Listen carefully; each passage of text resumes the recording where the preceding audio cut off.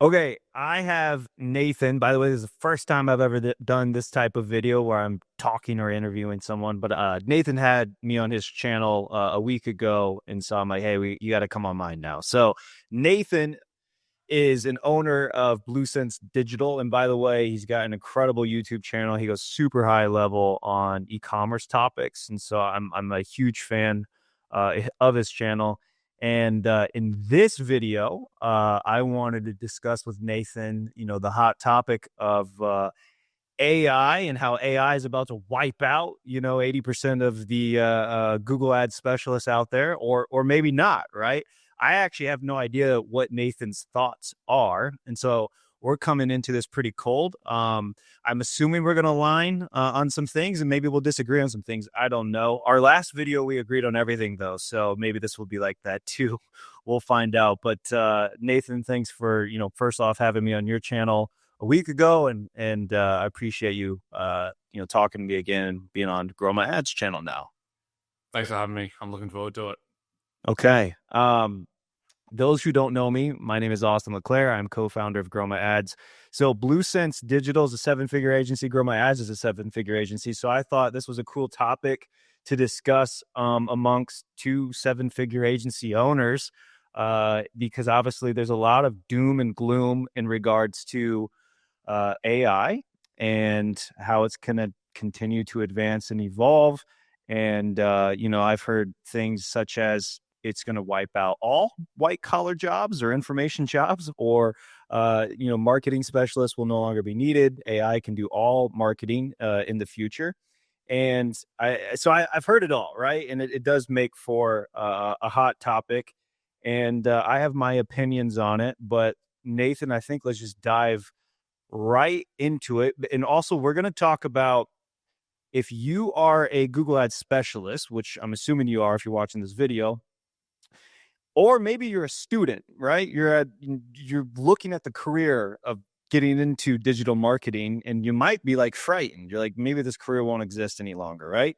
So, whether you're the student, whether you're working in-house for a company as a Google Ads specialist or like a media buyer, whether you're a freelancer or an agency owner, we all have these thoughts. And so we're also going to talk about how do you not fade away? How do you make sure you are still an asset in this industry, and how you can make sure you'll have a career, in my opinion, for the foreseeable future. So we'll talk about some of those topics. But first, Nathan, I guess AI, the evolution of AI, and it wiping out Google Ads specialists. Give me your high level thoughts. High level thoughts are that I think AI is an amplifier, just like money is, right? You've probably heard that saying, which is that when people get money, their personality amplifies. So if they're a bad person to start with, they just become an even worse person.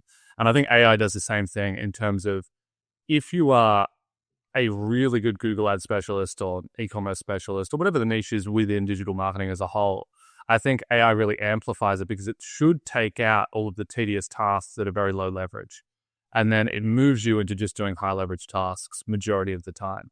But if you aren't competent and you really are just a button clicker, I would be incredibly concerned, I think you would agree with that all of the medial tasks are going to be automated quite quickly.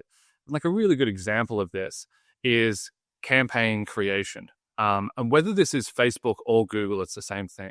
You could take ChatGPT's operator, which is the model that can click around and use a website, and you can just drop it an image, drop it some headlines, and say, make a search campaign. And it will be able to go through and actually create that campaign end to end.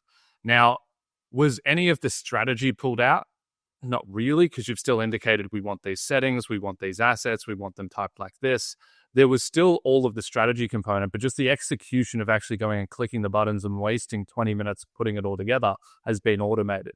And so you just get moved up to these higher leverage tasks, which I think is what people should really be considering within the role that they're currently in, at the agency that they're currently working at. Are you just clicking buttons or are you developing strategy?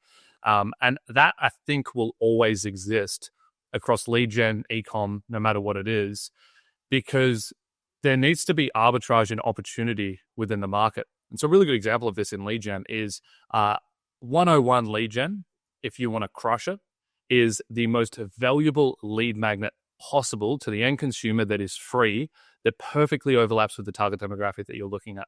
And that requires you to be incredibly thoughtful in what that lead magnet actually is. You can go and throw it in ChatGPT and say, here's the website, here's our target demo, come up with some lead magnets, and it will come up with a couple, but then everyone will do it. And so the opportunity gets arbitraged out because all the large language models are trained on the same data set, and they're just going to give you a subset of lead magnet like opportunities. And so you have to be really thoughtful and strategical to go outside the bounds of the suggestions that they're going to give you and actually pull something that's going to have cut through. And so I think that the strategy component is just going to accelerate in importance. And anyone who's really strategical at the moment across these platforms and really thoughtful, big winning time to be you. But if you're in the day-to-day of clicking buttons, changing bids like the old days, which I hope people aren't doing anymore, I would be concerned. But I'm keen to hear your thoughts. I think I would agree mainly on that. There is, I do have a bit of fear that eventually, and again, we're going to talk about some of these topics too. So yes, but if you're just a button clicker, you're gone. But you probably should have been gone anyways already by now.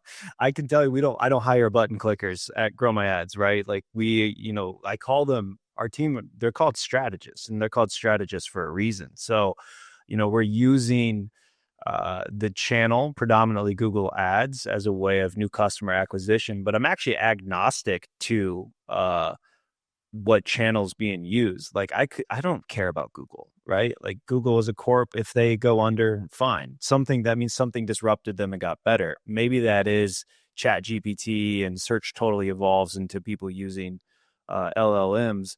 I'm not sure. I mean, that there's an entire AI race. We don't even know who's going to win that, right? Like there's this entire race right now happening between several companies.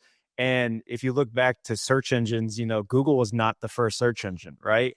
And so it's still, we don't know. And you've got all this VC money like flowing, like insane money.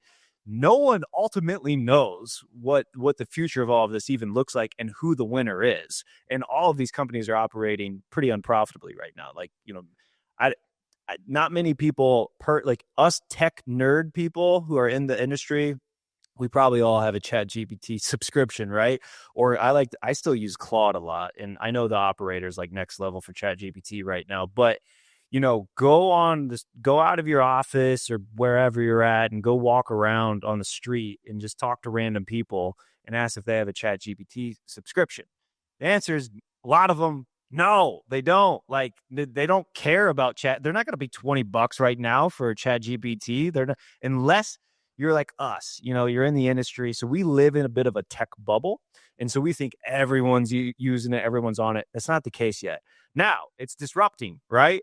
I mean, you're even seeing how search is changing in regards to Google and what that could look like in the future. Who knows?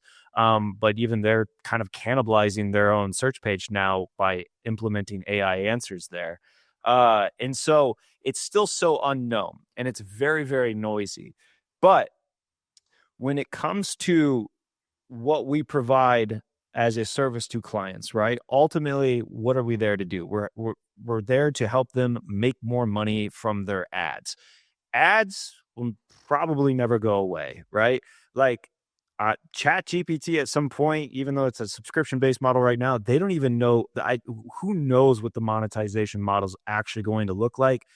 I'm telling you, $20 subscriptions is not it for them, right? So this is just them getting some revenue in as they figure out where this is all going. And they continue to need, billions of dollars to actually even operate and continue to evolve their technology. But it's not $20 subscription. So who knows? Eventually there could be ads baked into even most of these LLMs that we'll be using in the future. But when I look at it from, disrupting the industry, it's a tool right now. I mean, it's a tool potentially always, right? Unless like AGI actually becomes a reality.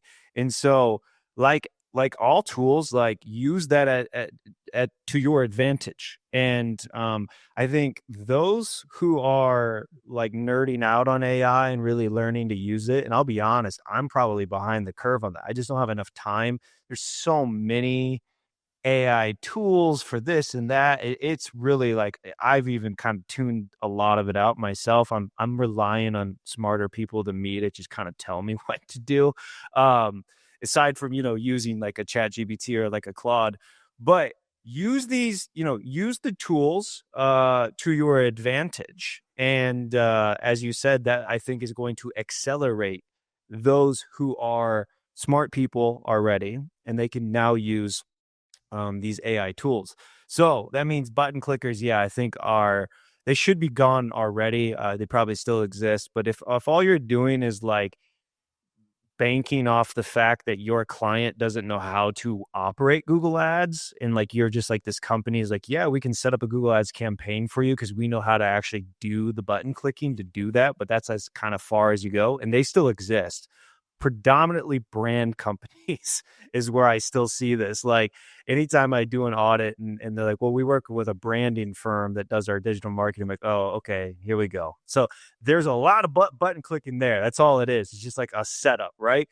That will go away. Absolutely. Because again, as Nathan mentioned, setting these campaigns up will become absolutely probably just a click of a button at some point.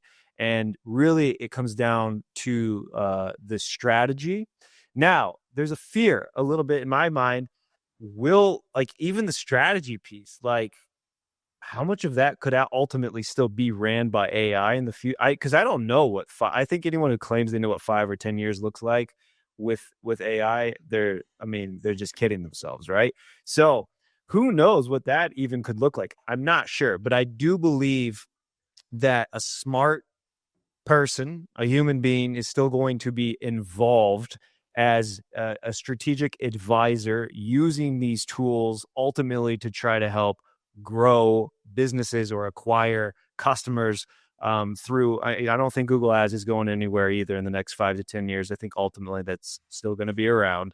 And so, yes, I do believe the smart strategic people will still be around, and button clickers completely gone. Now, as as you start seeing search sort of evolve, Nathan, like, do you have any thoughts there? Because I guess I don't really quite know, but I get asked this a lot. Like, well, why would we even need, ads in the future if Google's just going to give you the answers? Now, my answer to that is like, how many of you are using LLMs to like make a commercial intent purchase? But maybe that data is out there that I don't know that shows that. But I can tell you, I use ChatGPT or Claude for a lot of research stuff, but I've never used it to like try to figure out, a product to go purchase yet. Would you have thoughts on that? Yeah, there's a really interesting point here, which is that Claude, ChatGPT, all of them recently rolled out deep research functionality, which is where you can essentially ask it to go and research something, and it'll scan 100 different articles and then query itself hundreds of times and then come back to you with a paper that answers your question. So it might be like, should I take omega-3s? Here's my recent blood test, and it will go and figure it out. But people are doing that with product choices.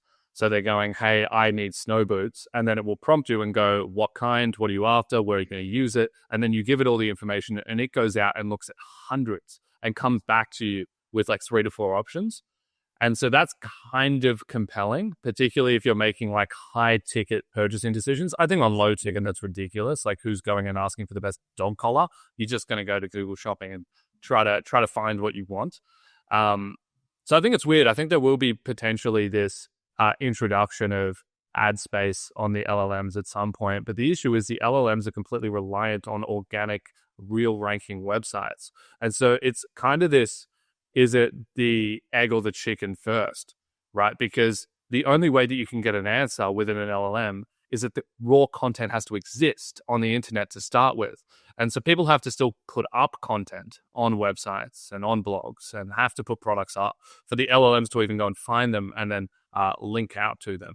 So I'm not entirely sure I think like another component of this discussion is around, well, rather than 5 to 10 years down the line, what about the next year where Google has had this heavy push into demand gen and performance max? Because that's really them trying to move in this position of let's try to simplify the platform down and make it one click to where it's super accessible and there's a low barrier to entry to everyone. Because historically, 5 to 10 years ago, really high barrier to entry just to even set up a Google account, which is why agencies exist. I wish I had an agency 10 years ago. It would have been the glory days, because you literally just need to know how to set up a search campaign and you can just generate infinite clients because no one knows how to do it because the platform's so complex.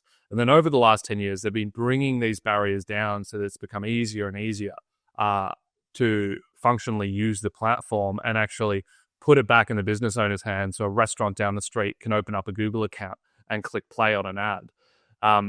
The issue I see there is that we're slowly giving control over to Google to the point in which they are essentially deciding what your cost per acquisition, your cost per lead, or your return on ad spend is, because there's such little control over the actual deliverable.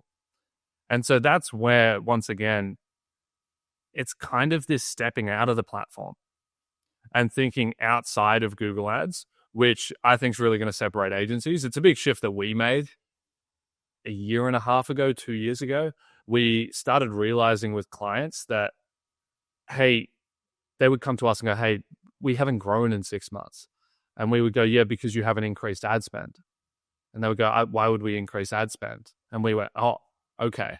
There's like clearly a disconnect here, even in just your understanding of how to grow a business and then operating Google Ads. We were over here doing Google Ads, but we didn't realize that you didn't understand the importance of scaling up spend, understanding your gross margin, and then building a roadmap to growth in the future.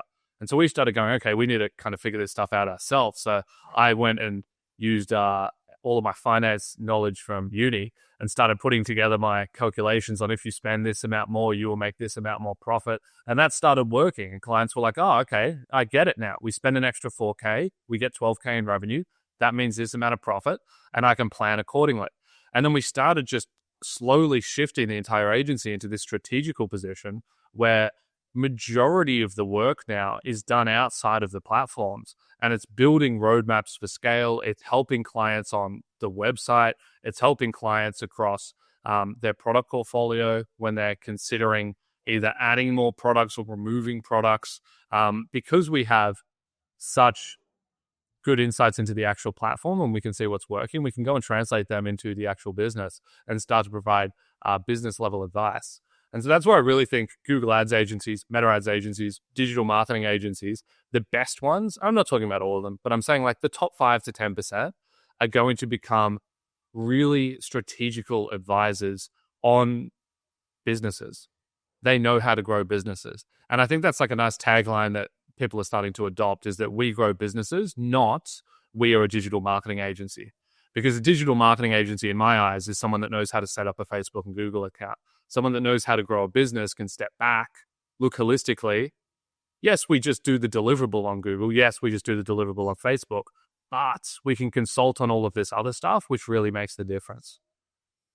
Yeah, I agree. Sometimes I'm like, am I going to kick myself because my company's name is Grow My Ads? So one day, but I mean, ads are always going to be a component though of the growth. And so I think I'll be okay. But yeah, and this is why I thought this was a great conversation piece between or to have with you. For those that don't know, I mean, Nathan's agency is very successful. If you can't tell by his accent, he's out of Australia. So I think you predominantly do a lot of business over there, but you do stuff in the States too, and probably worldwide. But, he's one of those guys that as soon as I saw one of his videos, I'm like, okay, he gets it. And then if you just looking at his agency and the way you guys positioned yourself, you specialize with e-commerce companies, but it's not like the typical in your face, we're going to grow your ROAS 10x, etc. Kind of what you might see from Grow My Ads a little bit on our some of our marketing collateral. But I have been in this industry now for over a decade. So I have seen I remember I used to have to sell clients on why they should use Google Ads. Like I was, almost a salesperson for Google Ads. Like some clients just were like, Google, that doesn't work. No one clicks those ads. People used to say no one clicks those ads to me. It was pretty wild. And I remember we had one client. He's still a client today, and this was 8 or 9 years ago. And he told me Google Ads doesn't work. And I'm like, just give me $5,000. Like, give me $5,000 a month. And this is an e-commerce business. And this guy was spending money on Yellow Book ads, like the Yellow Book for phone books. Okay. And I'm like, just give me a little of that money. All right. And let me see what I can do with it. And today, he spends 6 figures per month, and he's generated millions and millions of dollars from ads online. So but like, this is a guy who this is going to blow up for you, man. Just like, let's plug in some money and let's get this thing going. I had to kind of sell him on that. Right now, thankfully it's turned into a very long-term client for us. But, the early days, and that's why I wish I would have had a YouTube channel 10 years ago and had some of the exposure I have today. But I was, building an agency, kind of doing it the old school style, traveling around with a partnership we had back then. So I used to travel around and do face-to-face meetings and do all this stuff. But back then it was as simple as like, people didn't really understand it. And those that kind of understood it just were doing it like incorrectly. They worked with a really bad provider, and like ad accounts were just terrible. And back then we had more control. Fast forward today, as you've mentioned, Google's trying to like pretty much take all of that control away. Now, there's still, watch some of my videos on here. Listen, there's still things you can do to kind of like go against what Google's trying to make you do, and save yourself money and make yourself more money doing it. So I do still think that will still exist for a while, but I don't know what, the next 5 years looks like. Google's ultimately always trying to maximize their revenue. And how do they maximize their revenue? Well, it's off of you, right? You as the advertiser. So, but I do believe they're going to have to innovate a bit. So I am interested to see what Google ultimately is doing. This probably won't happen, but I do hope this comes back. They used to be amazing to advertisers. They used to the Google reps were incredible. I actually enjoyed speaking to reps back then. And then that turned slowly into aggressive sales organization, essentially, with reps. And Google basically just started, instead of innovating, I always said they just started, basically squeezing. So they just were like, hey, instead of innovating, we're going to optimize for increased revenue based off of the current advertisers that we have. I think that's what they've done over the last probably 5 years, it feels like. And I'm happy to see actually the AI sort of companies put Google up against the coals a little bit, because they have to go back to innovating as an organization, which I just do not believe. Think, what has Google really produced in the last 5 years? It's not Google Plus. Remember the social media platform they tried creating and all that? They've got they haven't done a lot of innovating. So I do hope that we see some further innovation from them. And I do hope, most of their revenue is coming from advertisers. So I do hope that there's a little bit of give back to some of the advertisers. I don't think that will be the case, but there's a slight chance that it could happen as they realize the positioning that they're in and where maybe the next 5 years looks for them. Because ChatGPT, if they are the winner, and we still don't know if ChatGPT will be the winner in the AI race, and there's probably going to be obviously a couple major players there. But if they start taking, I think right now, I could be wrong here, so don't take any of this to heart. I'm pretty sure though that ChatGPT might have 4% of the search market now. So Google still controls 85% of that. I think ChatGPT has 4% of the market now. Now I would probably assume most of that's not commercial intent searches, and still more, because I really don't have any clients that I've seen significant decreases due to what we would attribute to LLMs that have come out. So it's we lost 30% year over year because of ChatGPT. No, any of the decreases I'm seeing are generally it's a competitor thing right now, or CPC increases from Google squeezing, or a macroeconomic thing that's taking place. But I don't, maybe there's a small percent you could attribute to it, but I'm not seeing like massive, layoffs within my clients because like Chat GPT went and took all the search traffic away from them. So I'm not quite seeing that yet. But I do think like what you're doing, Nathan, is exactly, if someone is, if you're watching this today and you're someone who's trying to learn, or you're already in this industry, and you can't sit down and speak to a business owner at a high level strategically in regards to how they actually grow their company, not just talking about nerdy click-through rates and conversion rates, but like, hey, let's take a step back here, and what are we ultimately trying to do,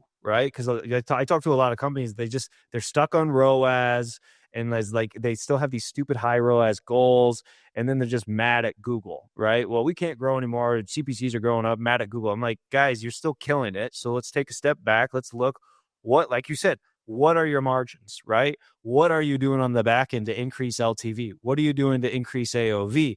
What are you doing to get bumps from, the time they purchase, and 3 to 6 months from now? How are you getting to come back to make another purchase? And this is where I think, like, actually, I just made fun of brand agencies earlier in regards to how terrible they are. They are button clickers usually when it comes to Google Ads and digital marketing. But brand building to me is the most important piece of the growth of a company, actually. And it's that back end stuff that, you're acquiring a customer. So the businesses that usually grow the fastest are those who can acquire more customers the fastest. Usually that's not done profitably. And they keep the most customers, right? Because they do provide a good product or service, so those people continue to come back and back. And so for those that are listening, I think when you're afraid of all this AI doom and gloom, you got to take a look at like something like Nathan's doing. And if you just go watch some of the videos on his channel, you're going to understand what I'm talking about. But it's not like, hey, Nathan's just only talking to his clients about click-through rates and average CPCs and like campaign nerdy stuff, right? No, he's diving in with them and strategically advising them how to use Meta, how to use Google Ads to ultimately grow their company based off of back-end business insights and data.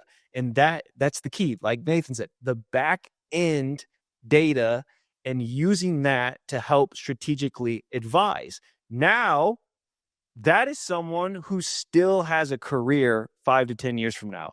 Someone who can strategically advise a company to utilize these tools, even utilizing AI tools. Hey, you should be using these tools right now in your guys' processes based off of what we're seeing in our client portfolio, right? This could help you optimize X, Y, and Z. So even being the consultant in regards to just like helping them implement some of these AI tools within their processes. But it's not just like, wow, I can set up a Google Ads campaign for you. No one's going to care about that in the future. Now, yes, you still have to be able to do that hopefully at a high level, but it's going to be way easier to be able to do it. It's going to be completely commoditized. And this is coming from a guy who owns a Google Ads agency. But that is how Nathan is working with his clients, is how we are working with our clients, how we're training the team and continuing to upskill them, is you must become a strategic advisor to your clients. So yes, we must be on top of all Google Ads changes. We must be be able to operate a Google Ads account at the absolute highest level. That is an asset still today. However, my team is continuing to be trained on this high level stuff and upskilling on how to speak to your clients as a strategic growth consultant and not just a Google Ads consultant. So Nathan, when you interact with a client today or a prospect comes to you, because you mentioned a lot of things there, so I'm interested there. And I guess I have two questions for you in regards to that. A, Have you seen an impact? Because I made some statements there that I have not seen an impact on my client portfolio. And again, this is why I think this conversation is cool. I've got about like close to 100 clients. I think you got close to 100 clients. So we've got a decent size of client portfolio to speak on. Have you seen an impact on any of your clients from LLM search traffic basically taking over? If so, was it industry specific or you don't know? And then second question is just like how we just rambled on about how to be a strategic advisor. You gave some examples there, but like if an e-commerce business reached out to you today, what does that look like? What does that even mean, Nathan? How do you actually help them as a strategic sort of advisor to them, going beyond just running PMAX campaigns for them? Yeah, cool. On the LLM, no, I don't think there's been any cannibalization of Google traffic. Interestingly, though, a lot of clients were saying 1 to 2% of their traffic now coming from ChatGPT. And so there's actually, and the same thing for our website, actually. I think we must rank for some kind of prompt of give me a digital marketing agency in Melbourne. And then we come in a list and then we get traffic. So that's kind of interesting. I don't know. We get it too. Traffic. Yeah, we get it too. I just had a lead today and they put LLM as the source of where they found us. I don't know if that was ChatGPT or another one, but so yeah, we're seeing that as well. Yeah, I made a LinkedIn post 3 weeks ago, maybe. Got like no likes because no one's doing it, which is I posted like, is anyone starting a LLM SEO agency? Or does anyone know how to rank in LLMs? Because I think that's going to be probably a point of arbitrage at some point. I don't know if people can figure that stuff out. I'm not an expert on SEO ranking within LLMs because I don't think anyone is. But if someone can crack that code, that would be really cool because I would actually pay. Yeah, it does. It to me though, it's pretty. I could be far off, but from the ones I've seen where we're ranking, it almost looks like it's kind of a ripoff of Google's page. Like if I look at who they're saying are number one, it's literally the same sources were kind of number one are listed in like at least probably the top 10. And so it looks like just an aggregate of like what Google's top rankings are organically, and a lot of that's going to be like review websites and then like articles, and then it's just kind of taking a combination of that, it looks like, and then ranking it on their response back to you. So it's like they just almost took what Google provides and they just packaged it up differently on their results. So at least that's what I'm seeing. I could be wrong. Yeah, that's interesting. On the strategic advisor front, this is where being specialized in ecom makes it a little bit more easy for us because we can just go really deep on ecom. When we do audits, I've put together a bunch of consulting models internally. And so we pull all their Shopify data. We get their gross margin. We get their shipping and fulfillment fees. We then get all their platform data and we pull it all together to just get a wide overview of what the business looks like. And we aggregate all the data in, and I look at their P&L, and so it automatically generates into their P&L.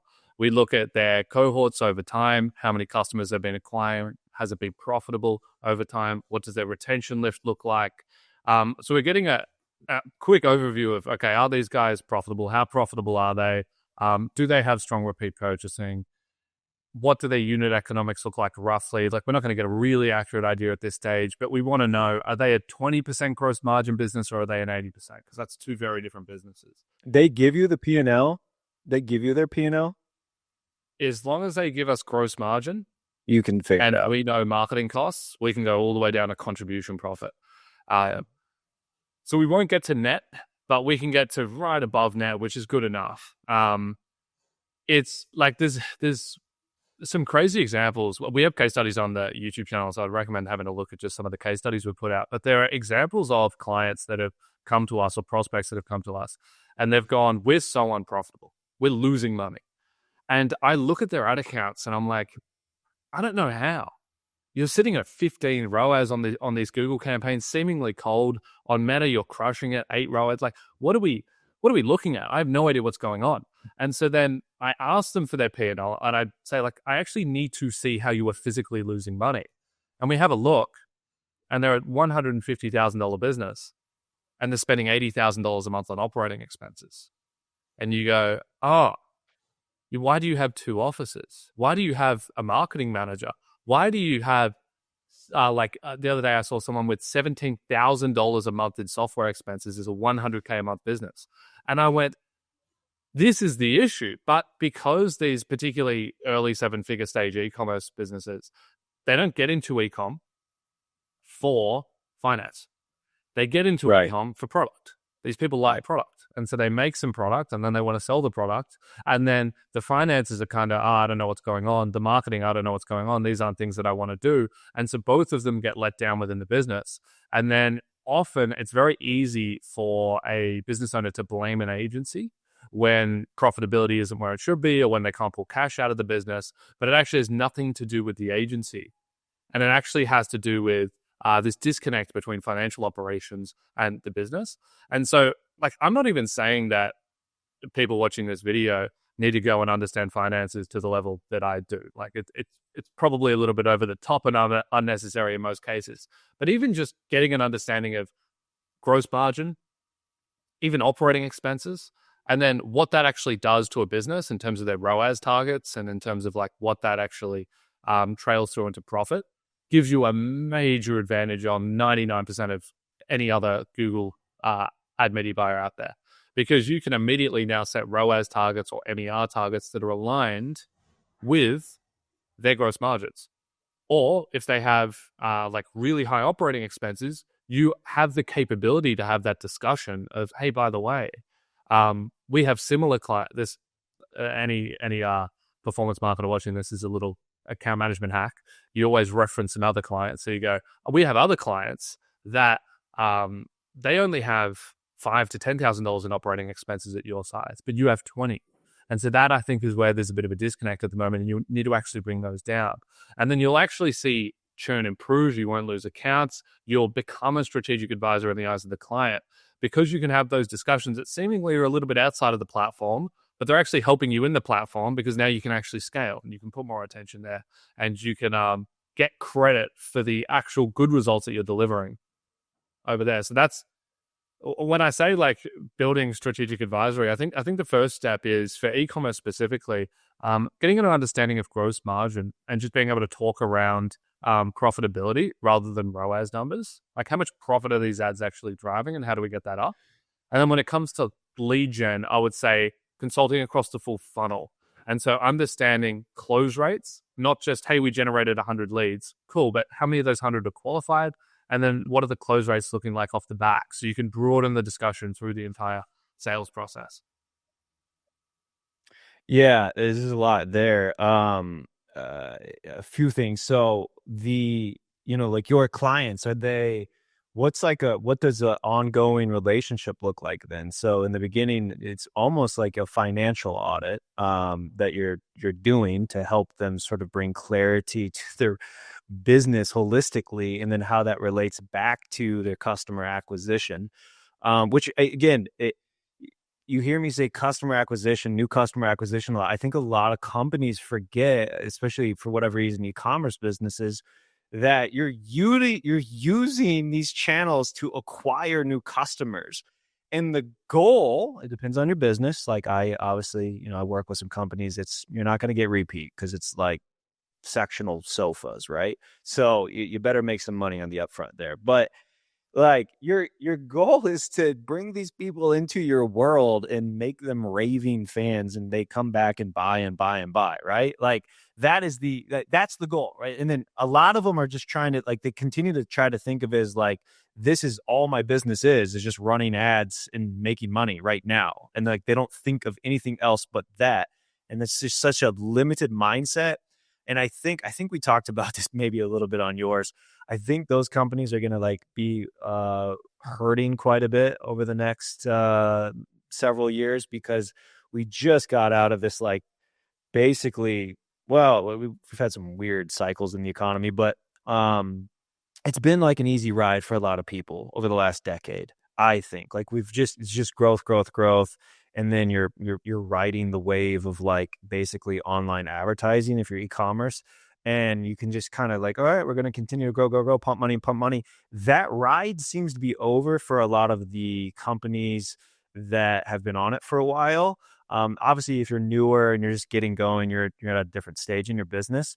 But it's harder. Like you said, like some of these businesses are like, I don't know how to grow anymore. And then you're looking at their account like, well, it looks pretty good. Some of them truly are capped in regards to like, all right, your goal's this inside of Google Ads and you're trying to grow, but you can't really get more because as soon as you do, you get the diminishing return, right? And so now, hey, let's start looking at that back end for you. But like on a monthly basis, because this is going to lead to my next question. On a monthly basis, what are you like continuing to consult with your clients then on the whole business, or do you actually start siloing your attention more on just the ad piece? It depends what's required, really. For some, it's continuous consulting, zooming out and consulting across the business. For others, it is as simple as identifying something that's missing or something that's broken within the business functionally at the moment, putting a roadmap together to work towards fixing that. And then once it is fixed, we can really just focus on the ad piece. It's really going to be case by case, which is where it becomes hard to systematize consulting, which is why people don't like consulting, generally speaking, because it's really hard to scale. It ends up being a really large training piece internally. But the new customer acquisition focus that you just had there, like I can't stress that enough. And you've probably seen this in pieces of my content, which is that the purpose of paid media is to drive new customers. It is not to drive returning customers. And I push this point home so aggressively because I have never seen good data that has showcased spending on paid media resulting in an increase in returning customer revenue. It just doesn't happen. And we've run these tests internally where we've taken incredibly large businesses doing tens and tens of millions a year. And we've gone and taken their spend on Meta, spend on Google, on returning customers, we've bumped it up. Because we want to go, if we can spend more on returning customers and we get more returning customer revenue, it's a good ROI for the business. Never works, never happens. Because returning customers don't come from paid media. They come from direct messaging channels like email and SMS. And they come from the product portfolio and the way that it's expanding or churning over. And so a really good example of a recurring business model is fashion, because you have consistent new pieces dropping every 2 to 4 weeks and you have old pieces of clothing going out. And so because of that, you end up having really good returning customers as long as your clothes are actually any good and you have good branding. Not because of paid media. And yes, you want a little bit of paid media presence on those new products. I understand that, to return to old customers, but it's going to come through email, SMS, and really loyal customers checking your website consistently and looking at those new drops. And so we've taken on a few 8 and 9 figure brands over the course of the last few months. And particularly when you get to that scale, the ability for Google and Meta to overspend on returning customers is something I've never seen before. It's crazy because Google and Meta can attribute really easily if they go after those existing customers, because existing customers are going to buy. And so Facebook can just serve them an ad, claim a view through conversion. On Google, it'll just serve them a brand search. It'll claim the conversion. And because of that, you end up with 80 to 90% of your Google ad account just spending on brand. Or on Meta, you end up with 80 to 90% just spending on retargeting. But you don't really see it if you're just looking. If you just step back and you look at the platform, you're like, it seems okay. That campaign's at a 6 ROAS, that's at a 5. It seems to be doing a good job. But you look a layer deeper and you go, wow, this entire account isn't incremental. And we've completely gutted accounts and just completely shrunk down the allocation to brand search, put all that money into new customer acquisition, and literally like doubled new customer acquisition overnight just by having that grounding philosophy of you are spending on ads to get new customers. You are not spending on ads to get existing customers. So minimize down your spend on existing customers as much as you can.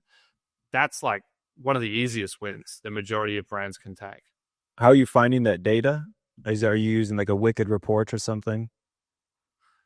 On Meta, this is the attribution conversation, which is interesting. Which we don't have to go down that rabbit hole, but yeah. Yeah.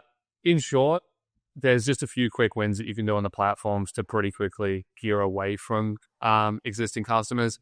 On Google, it's literally just looking at the search term data and going, when I'm running a PMAX, is it placing on brand? If it is, negative it out. Potentially use the new customer setting, which we could argue about. I don't know if it really works or not, but Yeah.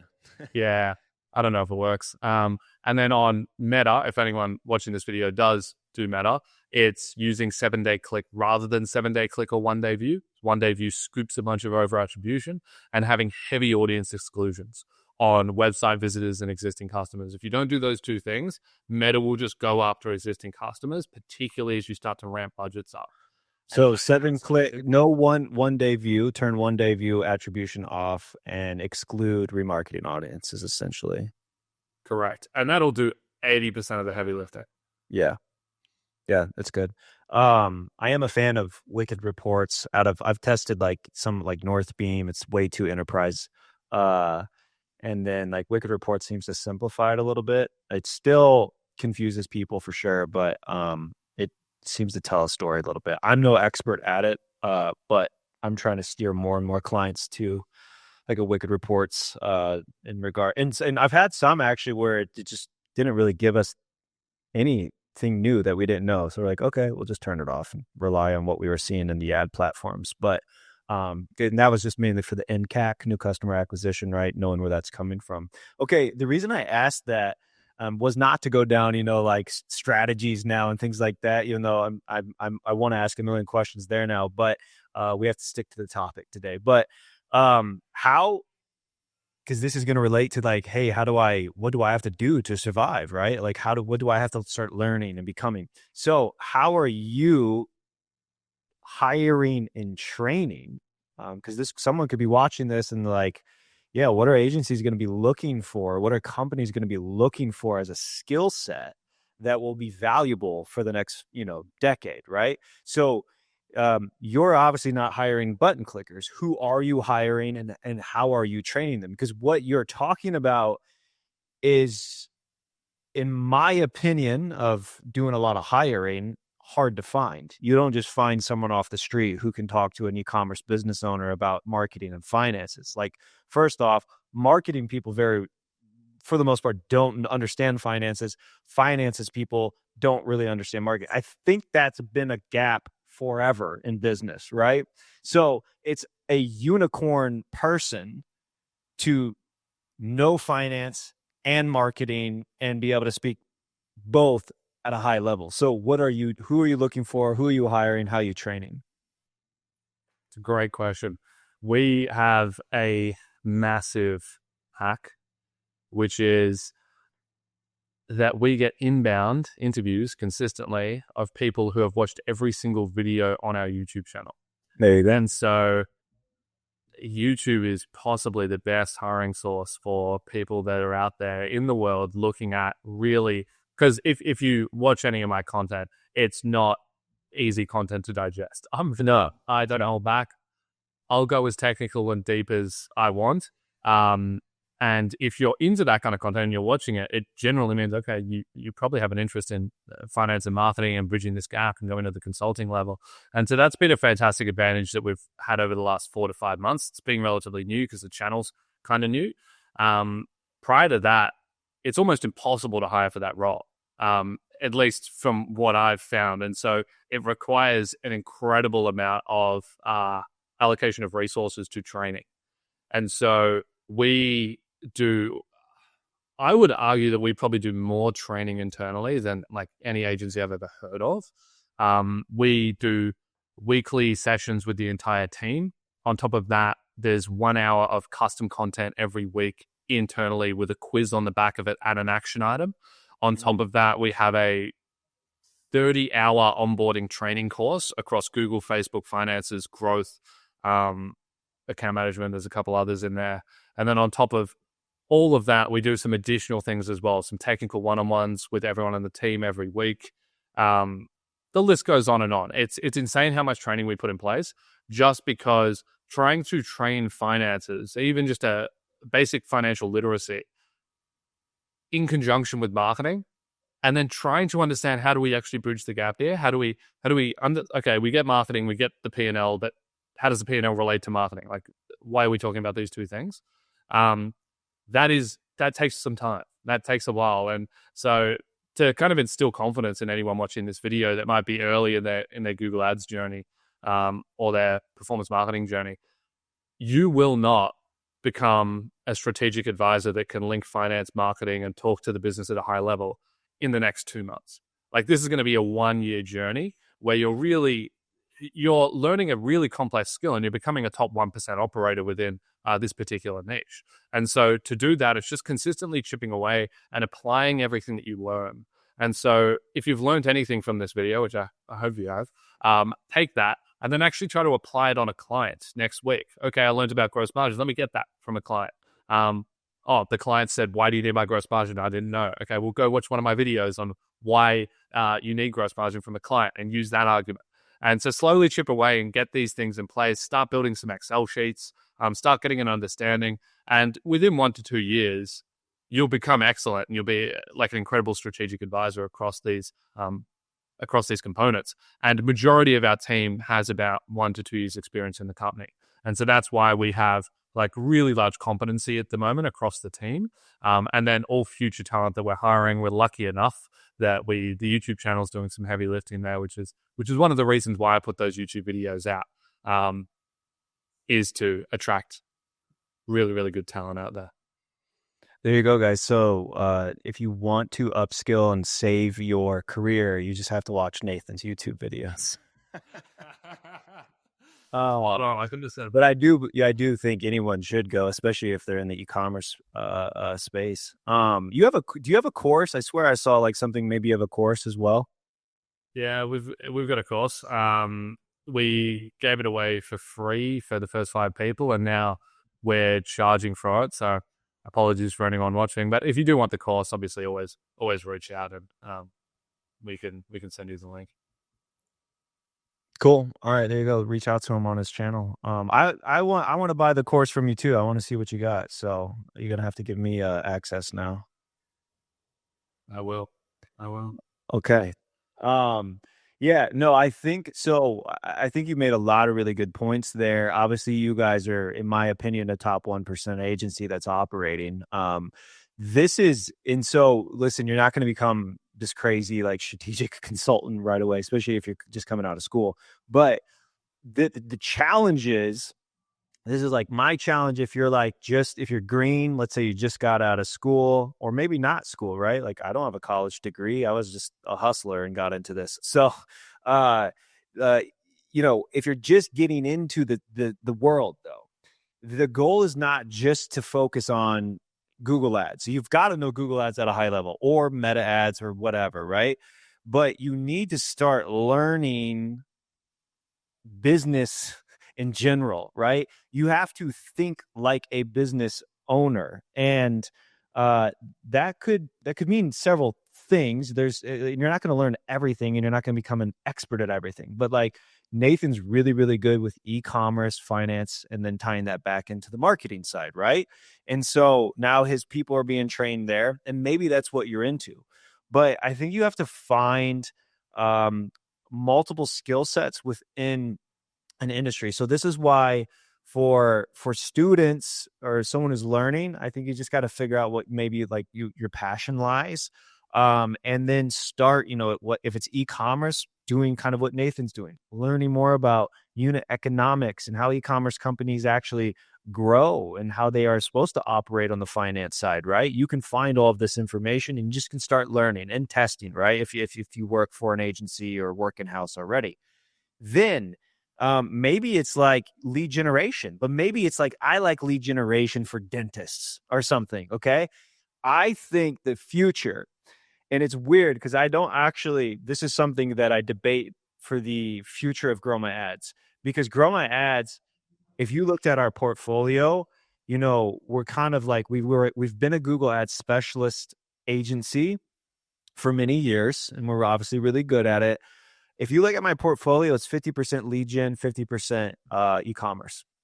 And, my heart, I prefer e-commerce. I really do like e-commerce a lot, but I've never wanted to just go niche into it. And I still don't know what I want to do, because like we do millions, right? And my goal is now 8 figures. And so I'm like, do I have to? I don't know. But if I'm talking, so that's my own little journey I have to go on, right? And what we're going to end up doing. But if I were to start over, and this is what I talk to people about who ask questions in agency mentorship who are just starting out, whether it's freelancers or like agencies under 100K a month. I think the future is very, very bright for those that go deep, deep into a niche. So you're going to be a Nathan on e-commerce, but you're not just an e-commerce digital marketing agency. Like, yeah, we do Meta and we do Google and we do no. We're going to literally look at your P&L and give you an entire roadmap for your company and how that relates back to the strategy of your ads. Okay, that's really deep, right? And not many people, not many agencies can provide that.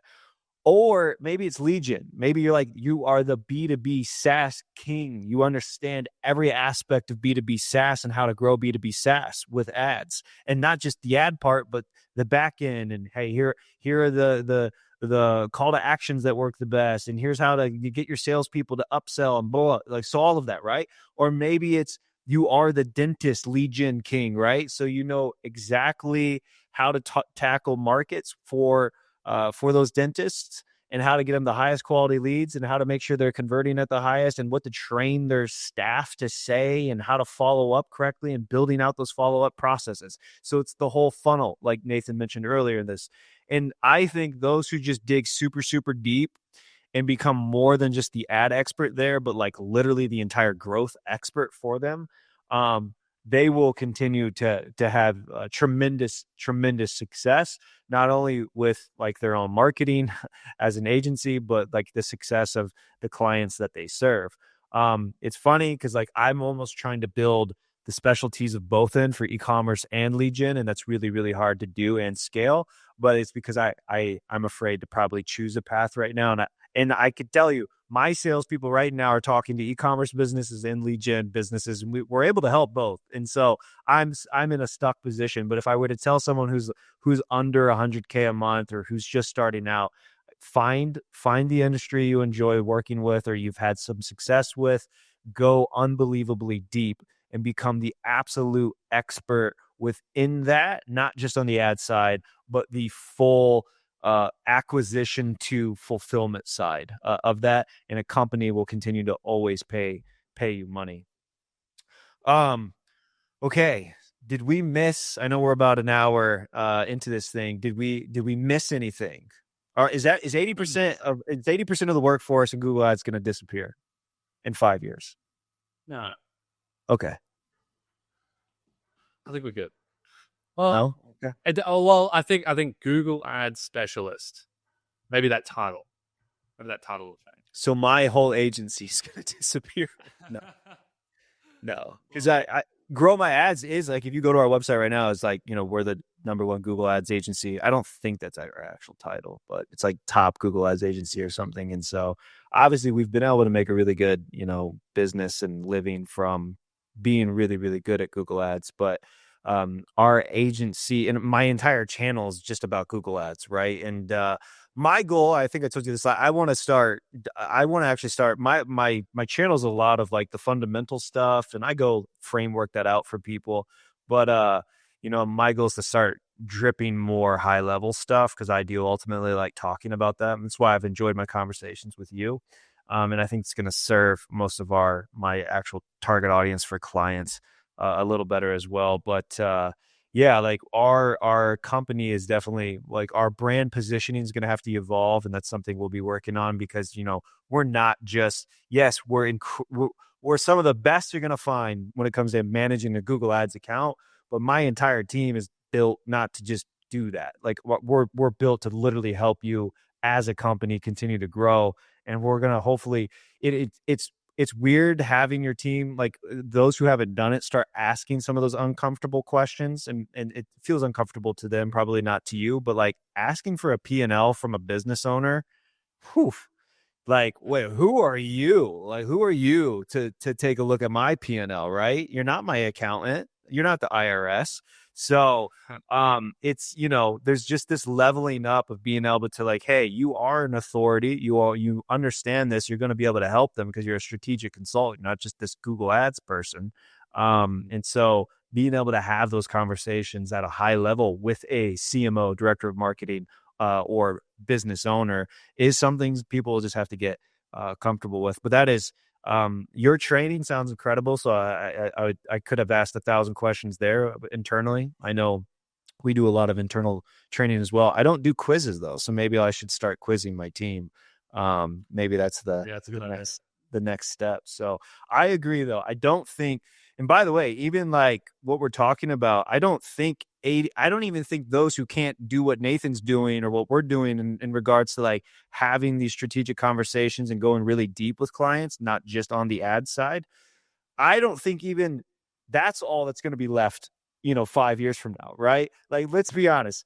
There's a lot of hype, a lot of noise within AI, and it is unbelievably powerful. But it's still noisy. It's still hypey. I don't even know who the clear winner is going to be yet. VCs don't even know who the clear winners are going to be yet. And that's why they're just pumping billions at all these different companies. And we're going to see what happens.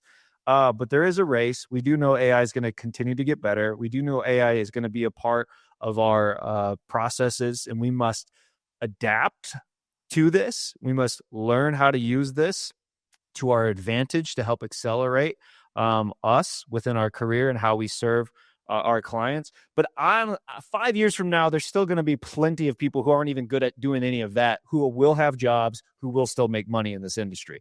But I think if you truly want to become at the top percent, and you want to make sure you'll never lose your job, or you'll never lose the prospect willing to pay you money, the business owner willing to pay you money, then I think you should challenge yourself to go beyond just reading and watching Google ad videos and learning how to like build campaigns, and go deeper into helping businesses grow and businesses understand growth, right? And becoming that true strategic growth partner. Any last words, Nathan? No, maybe just breaking the third wall, repositioning an agency into a strategic advisor position is very difficult. So good luck, because it's really hard to take like, yeah, we're Google Ads experts, but we also do understand the larger component of the business. Like, how do you position that? How do you message it correctly? It's something we struggled with for years, and so if there's any agencies watching this as well, it's hard, but I think you can pull it off, and I think content really helps. Maybe I'll talk to you about that later. Yeah, we're doing it through our basically sales process. It's basically like as you work, as you enter our world of like getting an audit, and like it's just how we're communicating to you, and the value that we can provide is there. It's not what you're going to find on our website. And then but there's some heavy lifting there. Now, obviously, the YouTube channel provides a lot. Like, people, once they kind of see, I'm not going crazy like you. I'm not doing P&L breakdowns or anything. But I do framework out a lot of what I'm talking about with Google Ads, which I think might be a bit unique compared to some of the other guys that are doing Google ad videos, or not. I don't know, but it seems to resonate with some people.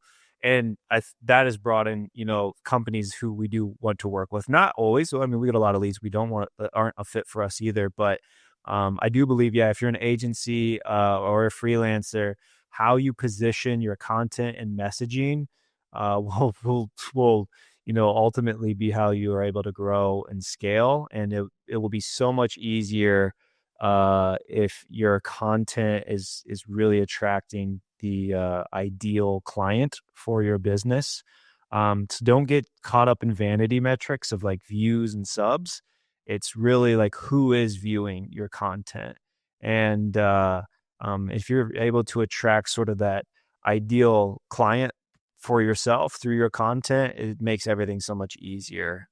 The sales process to the fulfillment process and everything else. So I don't know. We'll see what's Grow My Ads will turn into in the future in regards to our agency. I think we're pretty good right now. It's more just like how I actually want to position the messaging. But and I don't know if we'll fully just go into one niche at this point. I don't know if that gets me to 10 million or maybe it does, and I'm never going to get to 10 million. So I guess we'll find out.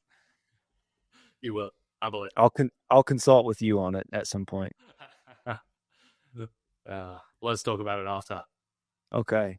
Cool. All right, guys, check out, if you've made it this long, go check out Nathan's channel. I'll have it in the description below. Reach out to the man. If you want to learn more, you want to upskill, go buy the guy's course. I don't know how much it is, but say you came from Grow My Ads channel, maybe he'll give you a discount. Absolutely. Nathan, appreciate you being on the channel, man. Thank you for having me.